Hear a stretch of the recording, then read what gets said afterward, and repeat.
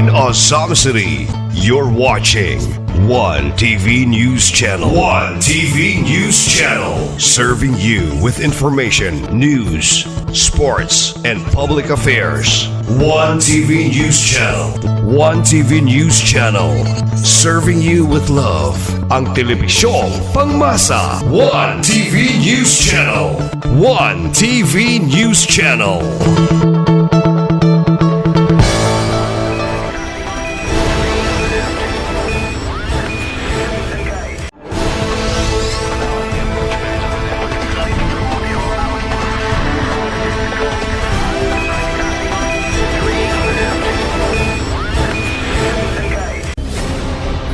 One TV special report.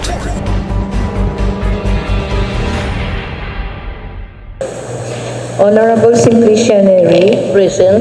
Honorable Lordy Fuentes Cipres, Honorable Catherine Lim, Honorable Cecil Co, Honorable Marcelo Romero II, Present. Honorable Roland Suizo Jr., Present. the Honorable Daniel Lau, Honorable Juanito Sakin Jr., Honorable Marcelian Tapayan, Honorable Saulo Salvador, Honorable Sancho Waminal Jr., Honorable John Carlo A. Moralion, Honorable John Fel Duhay Lungsod, Honorable Relinda Bation. All members are present, Your Honor. Considering that all members are present, the chair declares a quorum. May I request Honorable Majority Floor Leader for the order of business. Yes, thank you, Honorable Chair. Good afternoon, everybody. Our agenda, we have no visitors or guests availing of the people's hour, Honorable Chair, so we proceed to item number 5, approval of the agenda for the day. There are 7 written proposed initiations, Honorable Chair, to our order of business as follows. Number 1, resolution authorizing the local chief executive, Honorable Henry Waminal Jr., to enter into and sign on behalf of Osami City the memorandum of agreement with the 51 barangays of Osami City for the grant of 50,000 pesos relative to each barangay pista and araw activities. Second written proposed initiation is a resolution approving the UHC orientation and consult updates on 15 April 2024 by Local Health Insurance Office in Osami City. Third proposed initiation is a resolution approving the Barangay Micro Business Enterprise orientation from 18 April to 15 May 2024 by the Department of Trade and Industry Provincial Office in Osami City. Fourth proposed initiation is a resolution approving the field survey activities relative to the implementation of the project National Soil Health Program on 24 April 2024 by the Department of Agriculture, Bureau of Soils and Water Management in Osami City. Written proposal number 5, a resolution approving the wholesale selling price survey for the months of April, May, and June 2024 by the PSA Provincial Office in Osami City. Number 6, proposed initiation is a resolution approving the training on agarwood cultivation and inoculation level 1 on 13 to 14 May 2024 by DM Infinite Forest Tree Nursery in Osami City. The last but not the least, 7th proposed initiation is the 2024 annual budget of Barangay Kinamansur in the amount of 3,272,592 pesos. These are the 7 written propositions on the I did promote and then mission to approve the agenda for the day with 7 written proposed instructions on the chair.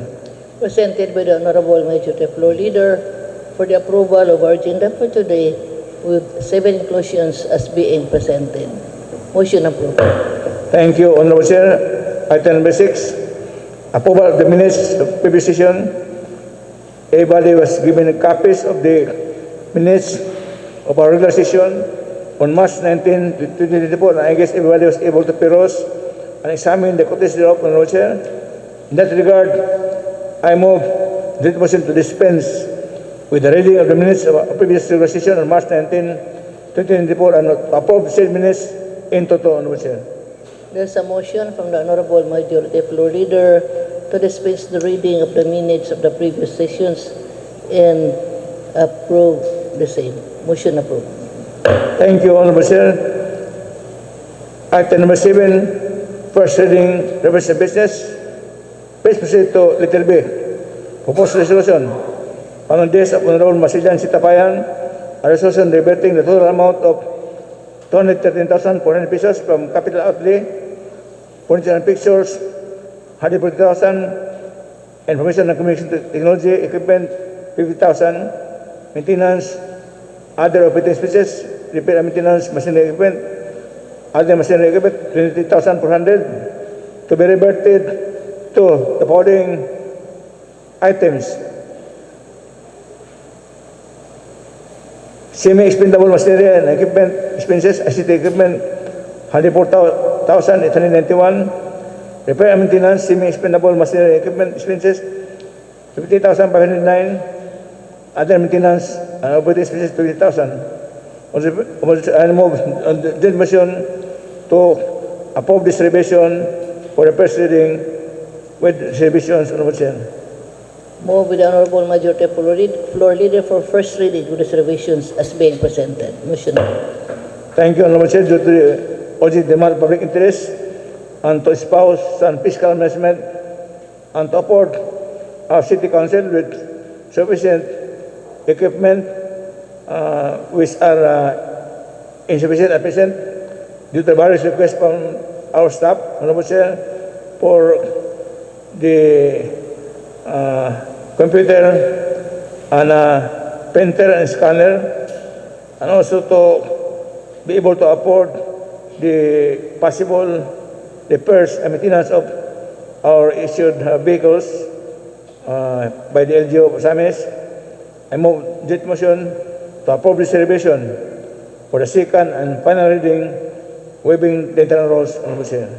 Due to the urgency of this request resolution of the Honorable Marcelian Tapayan, move for its approval on the second and final reading, waiving the internal rules. Any comment?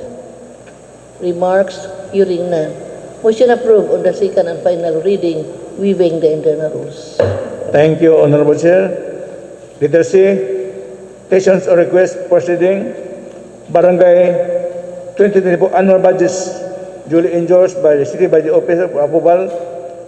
13 barangays, namely Barangay Santa Cruz, Barangay Bongbong, Calabayan, Lamaan, Tabid, Bagakay, Consuelo, Tanma Manabay, Kabinti, Kapuka Papel, Lalapang, Liposong, Kalangan, Trigos, Pulot, Tinago, Kogon, and Gutkanjot, with the corresponding amounts of the annual budget of the Barangay, Honorable Chair.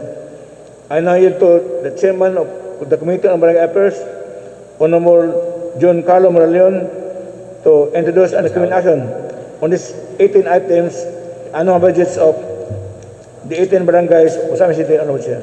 The Honorable Giancarlo Moraleon is hereby recognized by the Chair for the appropriate motion. Thank you, Majority Floor. Thank you, Madam Chair. I would like to pass the Barangay 2024 annual budgets of the 18 barangays. The following are Barangay Baybay Santa Cruz in the amount of 4,490,514 pesos. Barangay Bungbong in the amount of 4,845,321 pesos. Barangay Calabayan in the amount of 6,717,505. Barangay Lamaan in the amount of 626,143. Barangay Tabid in the amount of 6,096,885. Barangay Bagakay in the amount of 7,142,079. Barangay Doña Consuelo in the amount of 7,382,000 Barangay Katadman, 8,056,471. Barangay Kabenti, in the amount of 2,900,835. Barangay Kapukaw proper, amount of 3,320,662.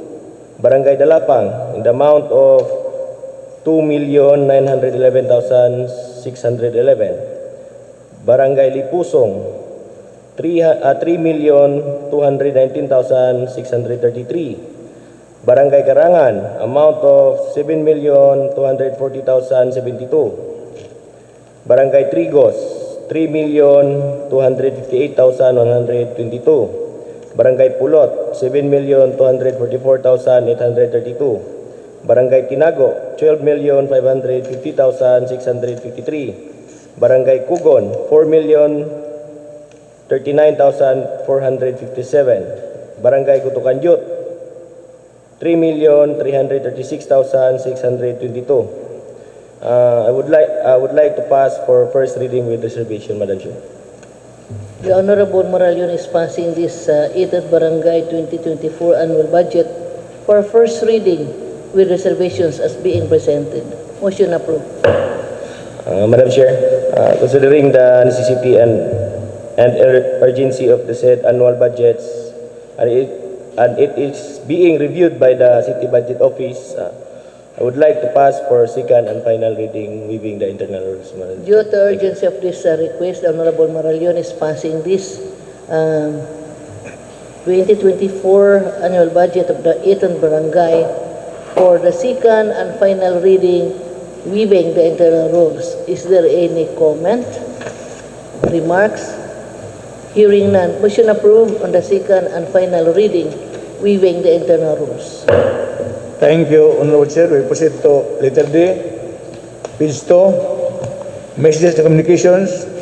Number 1 and number 2 are resolutions 285-24 and 286-24 of the Second Legal of Science Occidental approving our ordinance on the grant of grace period for payment of business taxes and fees, as well as our ordinance authorizing temporary closure of a portion of Laurel Street up to the segment of City High Drive and Pingo Street on October 7, 2023. Honorable Chair, this is a resolution of the Second Legal. I recommend that this resolution be just duly noted and record City Council. Honorable Chair.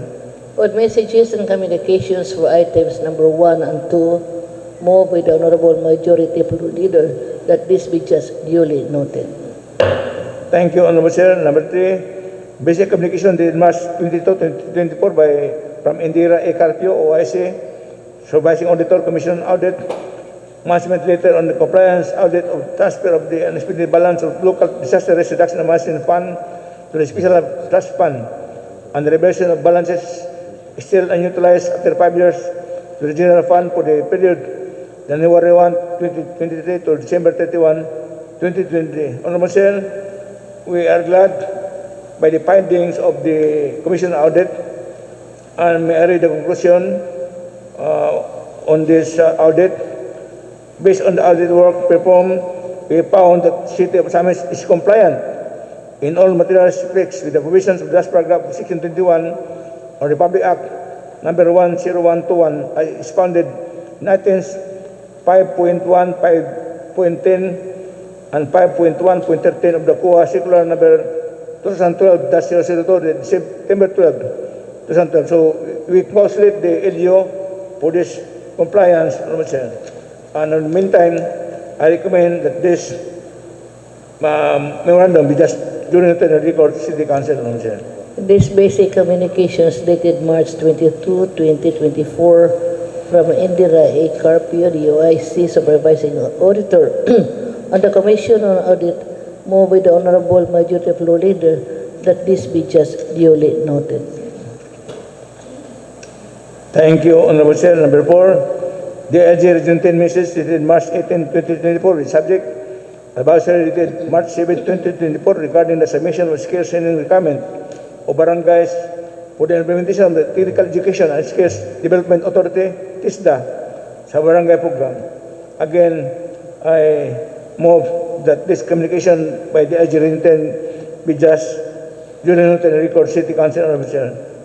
On item number 4, on the messages and communications, move with the Honorable Majority Floor Leader that this DILG communications that we are in the receipt be just duly noted. Thank you, Honorable Chair. Item number 5. The Algeria Gentle Message, dated April 2, 2024, subject, review and provide inputs on the draft Joint Memorandum Circular, GMC, on the creation of local housing boards and local interagency committees in local government units. This message is for the guidelines on the creation of local housing boards and interagency committees in LGUs on our chair, and we know that our LGU of Osami City has already created the local housing board of Osami City on our chair.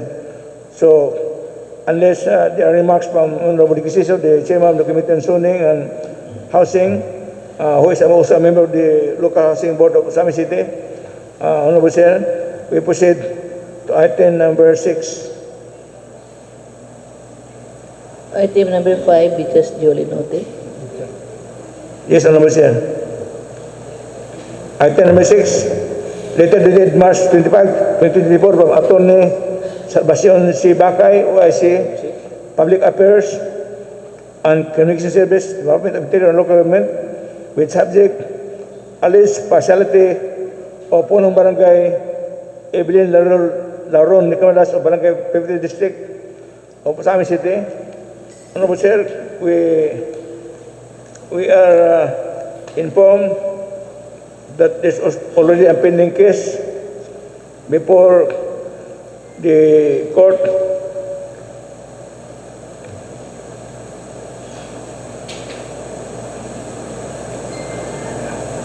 Filed by the people of the province versus Christine Michael Nobal Isamson, accused.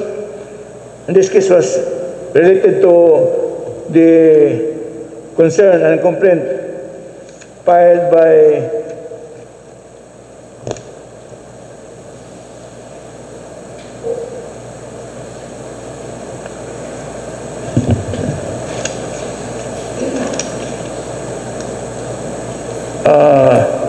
a certain Delilah Nobal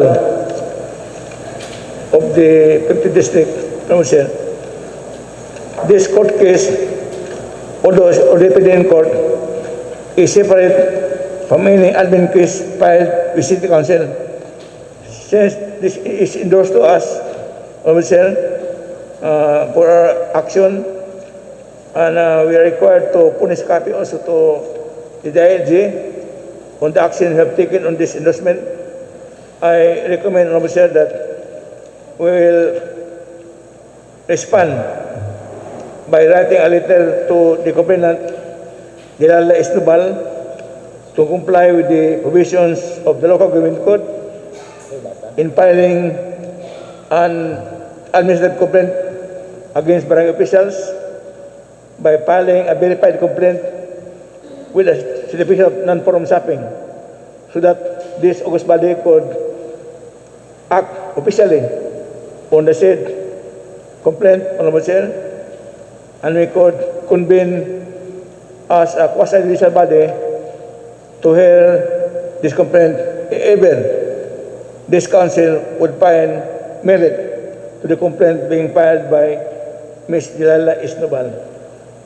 I have prepared a letter for signature of the Vice Mayor, Honorable Chair, and as a response to Ms. Dilala Isnubal of Gallardo Street, Agardo, Osami City, Honorable Chair.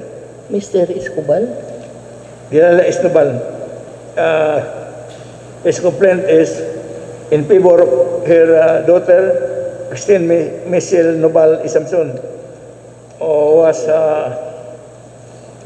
trouble with the driver of by Captain of 50 District, Captain Kamadas, driver of his driver has a certain problem with Christine Michelle Nobal Isabson. And according to Istobal, it was her daughter who is the victim. But instead, the barangay captain caused the filing of case against her daughter in court for slight physical injuries in criminal case number 11225, Municipal Trial Court in Cities of Nueva Ecija. So, anyway, we could intervene on this matter if this August body should decide. However, we need to comply with the provision of local government code that a complaint should be verified and should contain a certificate of non-foreign shopping. If Ma'am Jalala Estebal will be able to comply, we'll be obliged to accommodate and examine the merits of the complaint if we can proceed to hear this complaint on the motion. Thank you, Honorable Majority Floor Leader. Manifested by the Honorable Majority Floor Leader that considering that we are a quasi-judicial body, so manifested by a Majority Floor Leader that this complaint be responded by this council, by this August body, and the complaint should be verified. Verified and with the bit of non-foreign shopping to comply with the local government code before we could act officially on the matter on the motion. So noted by the Chair. May I request the Honorable, Madam Secretary, to take note on the manifestation of the Majority Floor Leader regarding this item number 6.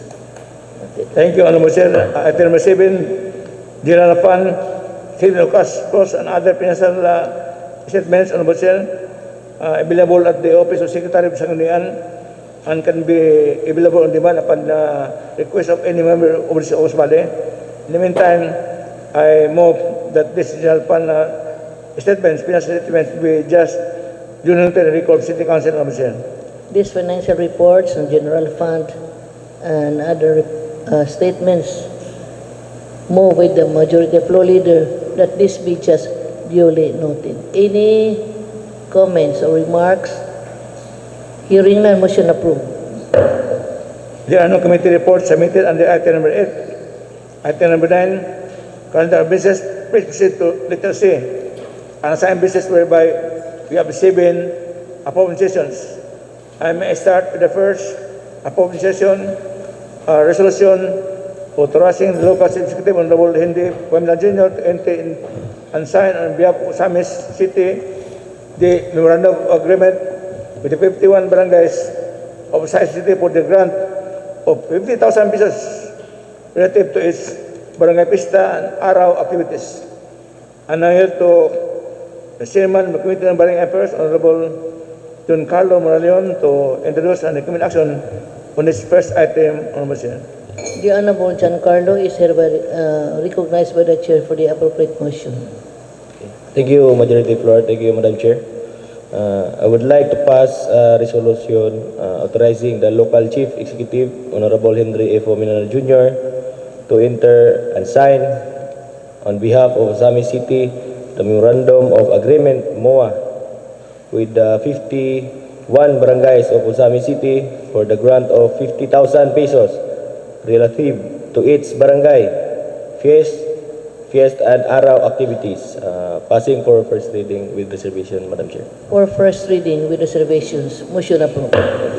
Madam Chair, considering the necessity and urgency of the said resolution, I would like to pass for second and final reading, waiving the internal rules. Due to the urgency of this particular resolution, Honorable Carlo is passing this on the second and final reading, waiving the internal rules. Any comment, remarks? Hearing none, motion approved on the second and final reading, waiving the internal rules. One TV special report.